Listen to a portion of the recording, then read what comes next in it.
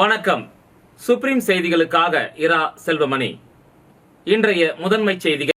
பீகார் தேர்தலில் தேசிய ஜனநாயக கூட்டணி வெற்றி. புதுச்சேரி மாநில பிஜேபி சார்பில் பட்டாசுகள் வெடித்தும் இனிப்புகள் வழங்கியும் கொண்டாட்டம். போலீஸ் வேனில் போகும்போது தாங்கள் குடித்தது கல் அல்ல மோர் என சர்ச்சைக்குரிய போலீசார் விளக்கம் அளித்துள்ளனர். முன்னாள் பாரத பிரதமர் பண்டித ஜவஹர்லால் நேருவின் பிறந்த நாள் புதுவை அரசு சார்பில் கொண்டாட்டம். பீகார் தேர்தலில் தேசிய ஜனநாயக கூட்டணி கட்சி வெற்றி பெற்றதை கொண்டாடும் வகையில் புதுச்சேரி மாநில பிஜேபி சார்பில் பட்டாசு வெடித்தும் இனிப்புகள் வழங்கியும் கொண்டாடப்பட்டது. பீகாரில் 2 கட்டமாக நடந்து முடிந்த தேர்தல் வாக்குப்பதிவு இன்று எண்ணப்பட்டது. இதில் தேசிய ஜனநாயக கூட்டணி வெற்றி பெற்றது. இதனை கொண்டாடும் வகையில் புதுச்சேரி மாநில பிஜேபி சார்பில் கட்சியின் தலைமை அலுவலகத்தில் இருந்து மாநில தலைவர் ராமலிங்கம் தலைமையில் ஊர்வலமாக சென்ற பாஜகவினர் இந்திரா காந்தி சிலை சதுக்கத்தில் பட்டாசுகளை வெடித்தும் இனிப்புகளை வழங்கியும் கொண்டாடினர். இந்த நிகழ்ச்சியில் பாஜக மாநில மாவட்ட தொகுதி நிர்வாகிகள் மற்றும் மகளிர் அணி, இளைஞர் அணி நிர்வாகிகள் என அனைவரும் திரளாக கலந்து கொண்டனர். போலீஸ் வேனில் போகும்போது நாங்கள் குடித்தது கல் அல்ல மோர் என சர்ச்சைக்குரிய போலீசார் விளக்கம் அளித்துள்ளனர். புதுச்சேரி காவல்துறை தலைவர் சார்பில் 12ஆம் தேதி வெளியிடப்பட்ட உத்தரவில் 3 ஆய்வாளர்கள் பணியிட மாற்றம் செய்யப்பட்டனர். இதில் ஏனாம் ஆய்வாளர் ஆடல் அரசு தன்னுடைய பெயர் இடம்பெறவில்லை என்பதனை மகிழ்ச்சியுடன் தான் தப்பியதாக ஏனாம் போலீசாரின் வாட்ஸ்அப் குழுவில் பதிவிட்டுள்ளார். மேலும் புதுச்சேரி நீதிமன்றத்தில் நடைபெறும் போக்சோ வழக்கு ஒன்றிற்காக ஆய்வாளர் ஆடல் அரசும் உதவி ஆய்வாளர் கட்ட சுப்புராஜ் மற்றும் 2 போலீசாரை ஏனாம் பிராந்தியத்தில் இருந்து வேன் மூலமாக புதுச்சேரி நீதிமன்றத்துக்கு வந்தனர்.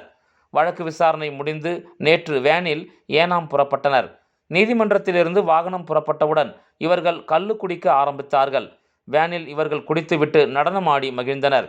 இந்த செய்தி ஊடகங்கள் மற்றும் சமூக ஊடகங்களில் காட்டுத்தீயாக பரவியது.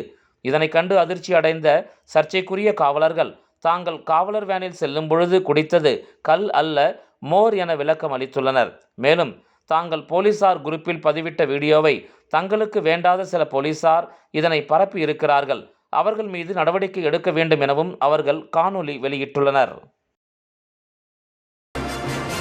முன்னாள் பாரத பிரதமர் பண்டித ஜவஹர்லால் நேரு அவர்களின் பிறந்த நாள் புதுச்சேரி அரசு சார்பாக இன்று கொண்டாடப்பட்டது. இதனை ஒட்டி காந்தி திடலில் அமைந்துள்ள அவரது திருவுருவச் சிலைக்கு பொதுப்பணித்துறை அமைச்சர் லட்சுமி நாராயணன், அரசு கொறடா ஆறுமுகம் என்கிற ஏகேடி, சட்டமன்ற உறுப்பினர் லட்சுமிகாந்தன் ஆகியோர் மாலை அணிவித்து மரியாதை செலுத்தினர். புதுச்சேரி அரசு சென்னை உயர்நீதிமன்றத்தில் கூடுதல் அரசு வழக்கறிஞராக பணியாற்றி வந்த ராமச்சந்திர மூர்த்தி அவர்களுக்கு சென்னை உயர்நீதிமன்றத்தின் புதுச்சேரி அரசு வழக்கறிஞராக நியமனம் செய்து அரசாணை வெளியிட்டது. புதுச்சேரி அரசின் சென்னை உயர்நீதிமன்றத்தில் கூடுதல் அரசு வழக்கறிஞராக பணியாற்றி வந்த ராமச்சந்திர மூர்த்தி அவர்களுக்கு சென்னை உயர்நீதிமன்றத்தின் புதுச்சேரி அரசு வழக்கறிஞராக நியமனம் செய்து அரசு ஆணை வெளியிட்டது. புதுச்சேரி அரசு மேலும் இந்த ஆணையை உடனடியாக அமலுக்கு கொண்டு வர வேண்டும் என்று தெரிவித்துள்ளதை தொடர்ந்து சென்னை உயர்நீதிமன்றத்தின் புதுச்சேரி அரசு வழக்கறிஞராக MV ராமச்சந்திர மூர்த்தி பதவியேற்றுக் கொண்டார். மேலும் வழக்கறிஞர் ராமச்சந்திர மூர்த்தி அவர்கள் புதுச்சேரி நீதிமன்றத்தில் பெண் வன்கொடுமை, SC/ST போன்ற வழக்குகளுக்கு அரசு வழக்கறிஞராக பணியாற்றி வந்தார். இதனைத் தொடர்ந்து சமீப காலமாக சென்னை உயர்நீதிமன்றத்தின் கூடுதல் அரசு வழக்கறிஞராகவும் பணியாற்றி வந்தார்.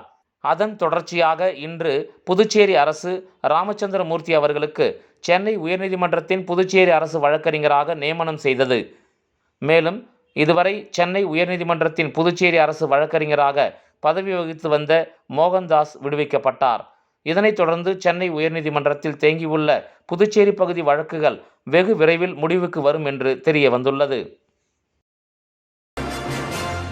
புதுச்சேரி மேட்டுப்பாளையம் லாரி பணிமனை அருகே பொதுமக்கள் நடைபயிற்சியில் ஈடுபட்டு கொண்டிருக்கும் பொழுது பழங்குடியினத்தைச் சேர்ந்தவர் துப்பாக்கியுடன் அங்குள்ள பறவைகளை வேட்டையாடும் வீடியோ சமூக வலைதளங்களில் வைரலாகி வருகிறது. புதுச்சேரி மேட்டுப்பாளையம் லாரி பணிமனை அருகே அப்பகுதியை சுற்றியுள்ள மக்கள் காலை மற்றும் மாலை நேரங்களில் நடைபயிற்சியில் ஈடுபடுவது வழக்கம். இந்நிலையில் இன்று பொதுமக்கள் ஏராளமானோர் நடைபயிற்சியில் ஈடுபட்டு கொண்டிருக்கும் பொழுது பழங்குடியினத்தைச் சேர்ந்த நபர் துப்பாக்கியுடன் அப்பகுதியில் சுற்றித் திரிந்த நிலையில் திடீரென அங்குள்ள பறவைகளை துப்பாக்கியால் வேட்டையாடியது பொதுமக்களிடையே அச்சத்தை ஏற்படுத்தியது. இதனிடையே பொதுமக்கள் அதிகம் நடமாடும் பகுதிகளில் அச்சுறுத்தலை ஏற்படுத்தும் விதமாக துப்பாக்கியோடு சுற்றித் திரிந்ததோடு ஏராளமான பறவைகளை வேட்டையாடியது குறித்து பொதுமக்கள் காவல்துறையினர் மற்றும் வனத்துறையினரிடம் புகார் தெரிவித்துள்ளனர். இந்நிலையில் பறவைகளை பழங்குடியினத்தவர் வேட்டையாடும் வீடியோ வெளியாகி சமூக வலைதளங்களில் வைரலாகி வருகிறது. உயிர்த்துளி சார்பில் சமூக சேவகர் சுந்தரமுருகன், ஆண்டவர் அறக்கட்டளை முத்துராமன் ஆகியோர் அன்னதானம் வழங்கினர். புதுச்சேரியில் உயிர்த்துளி அமைப்பானது கடந்த 2016ஆம் ஆண்டு முதற்கொண்டு நடைபெற்று வருகிறது. இந்த அமைப்பின் மூலம் புதுவை ஜிப்மர் மருத்துவமனை, புதுச்சேரி அரசு பொது மருத்துவமனை, இந்திரா காந்தி அரசு பொது மருத்துவமனை ஆகிய மருத்துவமனைகளுக்கு உயிர்த்துளி தன்னார்வ அமைப்புகளின் மூலம் இரத்த தான முகாம்களை நடத்தி இரத்தத்தை மேற்சொந்த மருத்துவமனைகளுக்கு வழங்கி வருகிறது. மேலும் உயிர்த்துளி அமைப்பானது ஜிப்மர் மருத்துவமனை வளாகத்தில் நாள்தோறும் அன்னதானமும் செய்து வருகிறது. அந்த வகையில் உயிர்த்துளி சார்பில் நடைபெற்ற அன்னதான விழாவில் புதுச்சேரியின் சமூக சேவகர் அபயம் தொண்டு நிறுவனர் முனைவர் சுந்தரமுருகன் மற்றும் ஆண்டவர் அறக்கட்டளையின் நிறுவனர் முத்துராமன் ஆகியோர் கலந்து கொண்டு மருத்துவமனை வளாகத்தில் உள்ள நோயாளிகளுக்கும் நோயாளிகளின் துணைவர்களுக்கும் உயிர்த்துளி சார்பில் அன்னதானம் வழங்கினர். இதற்கான ஏற்பாடுகளை உயிர்த்துளி அறக்கட்டளை நிறுவனர் பிரபு செய்திருந்தார். புதுச்சேரியை அடுத்த சின்னகாலாப்பட்டு மீனவ கிராமத்தில் ஏற்பட்ட கடல் அரிப்பால் 1 கோடி ரூபாய் மதிப்புள்ள படகுகள் மற்றும் மீன்பிடி சாதனங்கள் கடலில் அடித்துச் சென்றதால் அகதிகளாக வாழ்ந்து வருவதாக மீனவர்கள் வேதனை தெரிவித்துள்ளனர். புதுச்சேரி கிழக்கு கடற்கரை சாலை கடலோர பகுதிகளில் காலாப்பட்டு, சின்னகாலாப்பட்டு, பிள்ளைச்சாவடி, முதலியார் சாவடி உள்ளிட்ட மீனவ கிராமங்கள் உள்ளது. இந்த மீனவ கிராமங்களில் கடலோர பகுதிகளில் அடிக்கடி கடல் அரிப்பு ஏற்படுவதால் சுமார் 100க்கும் மேற்பட்ட வீடுகள் சேதம் அடைந்ததுடன் மீன்பிடி சாதனங்களும் கடலில் அடித்துச் செல்லப்பட்டது. இந்த நிலையில் கடந்த 2 நாட்களில் மட்டும் சுமார் 30 மீட்டர் அளவுக்கு கடல் அரிப்பு ஏற்பட்டதால் சின்னகாலாப்பட்டு மீனவ கிராமத்தில் 20க்கும் மேற்பட்ட வீடுகள் சேதம் அடைந்ததுடன் 1 கோடி ரூபாய் மதிப்பிலான மீன்பிடி படகுகள் மற்றும் சாதனங்கள் கடலில் அடித்துச் சென்றுள்ளதாக மீனவர்கள் தெரிவிக்கின்றனர். மேலும் கடலோர பகுதியில் மீன்பிடி சாதனங்களை வைப்பதற்கு பாதுகாப்பான இடம் அமைத்து தர வேண்டும் எனவும் கடற்கரை பகுதியில் தூண்டில் வளைவு அமைத்து தர வேண்டும் எனவும் மீனவர்கள் கோரிக்கை விடுத்துள்ளனர். இதுகுறித்து மீனவர்கள் கூறுகையில், கடலோர மீனவ கிராமங்களில் தூண்டில் வளைவு அமைக்கப்படாததால் தொடர்ந்து கடலரிப்பு ஏற்பட்டு வருகிறது என்றும் வருகின்ற மழைக்காலம் மற்றும் புயல் காலங்களை சமாளிக்கும் வகையில் தூண்டில் அமைக்கும் பணியினை விரைவாக முடித்து தர வேண்டும் எனவும் அவர்கள் கோரிக்கை விடுத்துள்ளனர். கடந்த 2 தினங்களில் ஏற்பட்ட கடல் அரிப்பால் சுமார் 1 கோடி ரூபாய் மதிப்பிலான படகுகள் மற்றும் மீன்பிடி சாதனங்கள் கடலில் அடித்து சென்றதால் அகதிகளாக வாழ்வதாக வேதனை தெரிவித்தனர். கவர்மெண்ட் எதுவுமே இது வரைக்கும் எந்த இதுவுமே பண்ணுறது கிடையாது. எது போய் முறையிட்டாலும் பார்க்கலாம் செய்யலாம் சொல்கிறோம், இதைத்தான் சொல்கிறாங்களே தவிர வேறு எதுவுமே சொல்கிறது கிடையாது. நிரந்தரனா எங்களுக்கு இந்த போட்டு வலைங்களை பாதுகாப்பு பண்ணுறதுக்கு ஒரு பெரிய கட்டடம் இந்த மாதிரி வச்சுன்னா நாங்கள் நிரந்தரமாக வச்சுருப்போம். அதில் வச்சுட்டு ஒரு புயல் சீசனில் அதை வச்சு மூடிட்டு போயிடுவோம். மூடிட்டு போயிட்டா கூட அதுக்கப்புறம் வந்து பார்த்துக்குவோம். இப்போ இருக்கிற சூழ்நிலையில் மழை வந்து இந்த மாதிரி புயல் வந்துன்னா எல்லாமே கடலாடத்தான் போகுது. இது கல் கொட்டினது சரியில்லை சார். இது வந்து பாதி கொட்டுறாங்க, அதுக்கப்புறம் அப்படி நிறுத்திடுறாங்க, பாதி கொட்டுறாங்க அப்படி நிறுத்திடுறாங்க. அது ஒழுங்கான முறையில் கொட்டுறது கிடையாது. ஒரு நாளைக்கு 2 லோடு 3 லோடு வராங்க, அது ஒரு வாரத்துக்கு அந்த மாதிரி கொட்டுறாங்க. இது மாதிரி கொட்டி கிட்டே பறவை கடல் அரிப்பு ரொம்ப அதிகமாகுது. பாதிப்பு அதிகமாக மழை தண்ணி வந்து எங்களை பாதிக்குது. விளம்பர இடைவேளைக்கு பிறகு செய்திகள் தொடரும். புது உலகம், புது வாழ்க்கை, அதை ஒரு இளவரசியை போல கடந்து செல்லணும். அதுக்கு நம்மளை அலங்கரிக்க முகல் காலகட்டத்தின் கலாச்சாரத்தை தழுவி அற்புதமான தங்க நகைகளை மெஹஃபில் கலெக்ஷனாக உருவாக்கி தருது ஜோசா லூகாஸ். மெஹஃபில், இனி மனங்களை வெல்லலாம். Mehfil, classical Mughal design jewelry from Josa Lucas. புது உலகம், புது வாழ்க்கை, அதை ஒரு இளவரசியை போல கடந்து செல்லணும். அதுக்கு நம்மளை அலங்கரிக்க முகல் காலகட்டத்தின் கலாச்சாரத்தை தழுவி அற்புதமான தங்க நகைகளை மெஹஃபில் கலெக்ஷனாக உருவாக்கி தருது ஜோசா லூகாஸ். மெஹஃபில், இனி மனங்களை வெல்லலாம். Mehfil, classical Mughal design jewelry from Josa Lucas. எழுத்தாளர் ராஜஸ்ரீ மகேஷ் அவர்களின் மின்மினி நூலை முதலமைச்சர் ரங்கசாமி வெளியிட கலைமாமணி முனைவர் சுந்தரமுருகன் பெற்றுக்கொண்டார். புதுச்சேரியின் எழுத்தாளர் ராஜஸ்ரீ மகேஷ் அவர்கள் தன்னுடைய 13வது நூலான மின்மினிகள் என்னும் குழந்தை பாடல்கள் நூலை தன்னுடைய பிறந்தநாள் அன்று வெளியிட்டார். அதனை புதுச்சேரி முதலமைச்சர் ரங்கசாமி அவர்கள் தனது பொற்கரங்களால் வெளியிட அதனை முதல் பிரதியை புதுச்சேரி சமூக சேவகர் எழுத்தாளர் கலைமாமணி முனைவர் சுந்தர முருகன் பெற்றுக்கொண்டு நூலாசிரியரை வாழ்த்தினார். புதுச்சேரி லாஸ்பேட்டை தொகுதியில் குப்பை அள்ளுவது குறித்து சட்டமன்ற உறுப்பினர் வைத்தியநாதன் தலைமையில் அதிகாரிகளுடன் ஆலோசனை கூட்டம் நடைபெற்றது. புதுச்சேரி லாஸ்பேட்டை தொகுதியில் தொடர்ந்து குப்பைகள் அள்ளுவது காலதாமதம் ஏற்படுகிறது என்றும் இதனால் பள்ளி கல்லூரிகளுக்கு செல்லும் மாணவர்கள் முதல் பொதுமக்கள் வரை மிகவும் பாதிப்படைந்துள்ளதாக சட்டமன்ற உறுப்பினரிடம் தொகுதி மக்கள் கோரிக்கை வைத்தனர். இதனையடுத்து குப்பை அள்ளும் தனியார் நிறுவன அதிகாரிகள் மற்றும் அரசு அதிகாரிகள் ஊர் பொதுமக்களுடன் சட்டமன்ற உறுப்பினர் வைத்தியநாதன் அலுவலகத்தில் ஆலோசனை கூட்டம் நடத்தினார். இதில் சரியான நேரத்தில் தொகுதி முழுவதும் குப்பைகளை அள்ள வேண்டும், உடனடியாக லாஸ்பேட்டை தொகுதியில் குப்பைகளை அகற்ற வேண்டும், பொதுமக்களின் கோரிக்கைகளை நேரடியாக அதிகாரிகள் நிறைவேற்றி கொடுக்க வேண்டும் என்று அரசு அதிகாரிகளுக்கும் மற்றும் தனியார் நிறுவனத்திற்கும் கூறினார். இந்த நிகழ்ச்சியில் காங்கிரஸ் கட்சி நிர்வாகிகள், கமலா அறக்கட்டளை நிர்வாகிகள் உள்ளிட்ட பொதுமக்கள் உட்பட பலர் கலந்து கொண்டனர். வாக்காளர் பட்டியல் சிறப்பு திருத்த பணியை மாவட்ட தேர்தல் அதிகாரி குலோத்துங்கன் ஆய்வு மேற்கொண்டார்.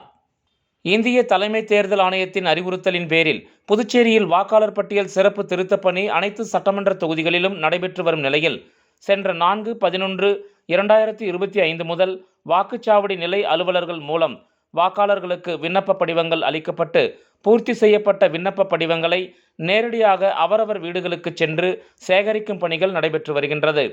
இப்பணிகளை பல்வேறு தொகுதிகளில் ஆய்வு மேற்கொண்டு வரும் மாவட்ட தேர்தல் அதிகாரி குலோத்துங்கன் நேற்று இரவு உழவர்கரை தொகுதிக்கு உட்பட்ட மூலகுளம் பகுதிகளில் வாக்குச்சாவடி நிலை அலுவலரின் பணிகளை ஆய்வு மேற்கொண்டார். பொதுமக்களிடமிருந்து பெறப்படும் படிவங்களில் அவர்கள் தரும் தகவல்களை சரியாக நிரப்பப்பட்டு உள்ளனவா என்பதை சரிபார்த்து சேகரிக்க வேண்டும் எனவும், ஏதேனும் திருத்தம் இருந்தால் அவர்கள் ஒப்புதலுடன் தாங்கள் அதை பூர்த்தி செய்து கவனமுடன் பணிகளை மேற்கொள்ள வேண்டும் என தெரிவித்தார். அதனைத் தொடர்ந்து பல்வேறு வீடுகளில் நடைபெறும் பணிகள் குறித்து ஆய்வு மேற்கொண்டார். மேலும் தங்களுக்கு ஒதுக்கப்பட்ட தினங்களுக்குள் இந்திய தேர்தல் ஆணையத்தால் தெரிவிக்கப்பட்டுள்ள வழிகாட்டு நெறிமுறைகளை முறையாக பின்பற்றி பணிகளை சிறப்பாக செய்து முடிக்க வேண்டும் எனவும் வாக்குச்சாவடி நிலை அலுவலர்களுக்கு அவர் அறிவுறுத்தினார். புதுச்சேரியின் ஒரு பிராந்தியமான மாஹேவில் உள்ள ராஜீவ்காந்தி ஆயுர்வேதா மருத்துவக் கல்லூரி மற்றும் மருத்துவமனையில் தேசிய ஆயுஷ் மிஷன் நிதியின் கீழ் கட்டடம் கட்டுவதற்கான அடிக்கல் நாட்டு விழா நடைபெற்றது. மாஹே ராஜீவ்காந்தி ஆயுர்வேதா மருத்துவக் கல்லூரி மற்றும் மருத்துவமனையில் பஞ்சகர்மா மற்றும் பிசியோதெரப்பி பிரிவு கட்டடம் கட்டுவதற்கு அடிக்கல் நாட்டு விழா நடைபெற்றது. இந்த நிகழ்ச்சிக்கு புதுவை முதலமைச்சர் ரங்கசாமி தலைமை தாங்கினார். நிகழ்ச்சியில் கவர்னர் கைலாஷ்நாதன் கலந்து கொண்டார். இந்நிகழ்ச்சியில் சட்டப்பேரவைத் தலைவர் செல்வம் முன்னிலை வகித்தார். இந்நிகழ்ச்சியில் மாஹே சட்டமன்ற உறுப்பினர் ரமேஷ் பரம்பத், புதுச்சேரி சுகாதார செயலாளர் சௌத்ரி முகமது யாசின், மாஹே நிர்வாக அதிகாரி மோகன்குமார் மற்றும் புதுச்சேரி சுகாதார இயக்குனர் doctor Sevvel, Puducherry AYUSH director doctor Indira உள்ளிட்டோர் பங்கேற்றனர்.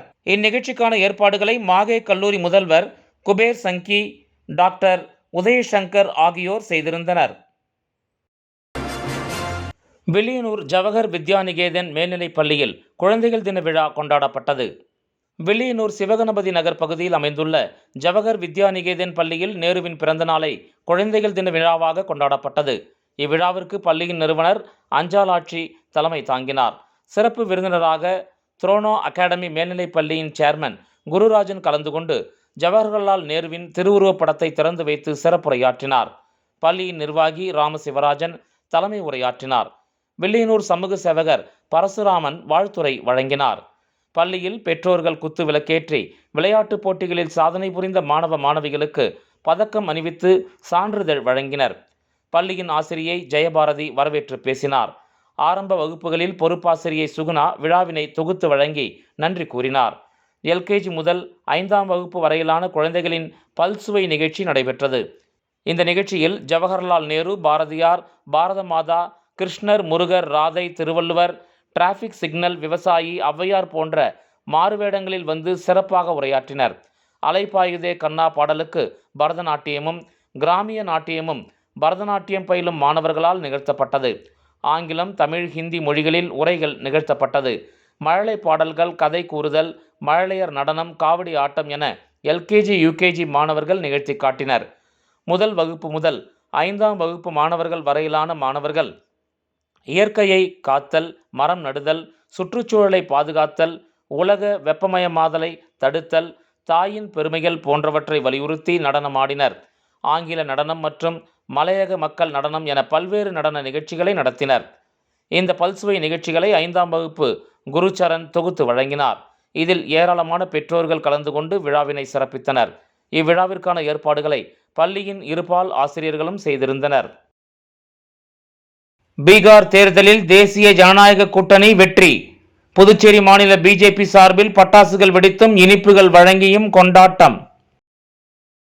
போலீஸ் வேனில் போகும்போது தாங்கள் குடித்தது கல் அல்ல மோர் என சர்ச்சைக்குரிய போலீசார் விளக்கம் அளித்துள்ளனர். முன்னாள் பாரத பிரதமர் பண்டித ஜவஹர்லால் நேருவின் பிறந்த நாள் புதுவை அரசு சார்பில் கொண்டாட்டம். இந்த செய்தி அறிக்கை இத்துடன் நிறைவு பெறுகிறது. வணக்கம்.